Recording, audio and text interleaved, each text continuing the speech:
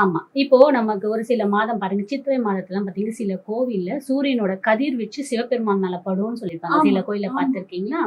அப்போ அப்பெல்லாம் நமக்கு என்ன டெலஸ்கோப் இருந்துச்சா, இது இருந்துச்சா, அது இருந்துச்சா, எப்படி நம்ம முன்னோர்கள் நடத்துவாங்க, தண்ணி ஊத்தி குளிர வைக்கிறோம்னு சொல்லிட்டு திருவிழாவே நடத்துவாங்க. நம்ம முன்னோர்கள்லாம் பாருங்க எவ்வளவு இதுவா யோசிச்சு அப்போ சூரிய பகவானோட கதிர்வீச்சு எந்தெந்த நாள்ல படும் அப்பவே ப்ரூவ் பண்ணி வச்சிருக்கக்கூடிய விஷயம். ஆனா இந்த கரிநாள் எங்கெல்லாம் ஃபாலோ பண்ணாங்கன்னு பாத்தீங்கன்னா தமிழ்நாட்டுல, ஆந்திரால, கர்நாடகால, கேரளால. இதை தாண்டி நம்ம போகும்போது கரிநாள் பயன்படாது.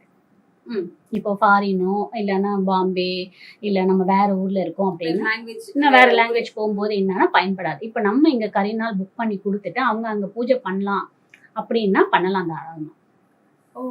ஏன்னா நமக்கு தான் அந்த சூரியனோட இது டிஃபரன்ஸ் இருக்குல்ல, அதனால. இல்ல அங்க அவங்களோட ஜோதிடர் அங்க பண்ணலாம்னு புக் பண்ணி கொடுத்துட்டு நம்ம இங்க கேலண்டர் பார்க்கும்போது கரிநாளா இருந்துச்சுன்னா என்னடா ஜோதிடர் அங்க கரிநாள் புக் பண்ணி கொடுத்துருக்காங்கன்னு கன்ஃபியூஸ் பண்ணிக்கிறாங்க.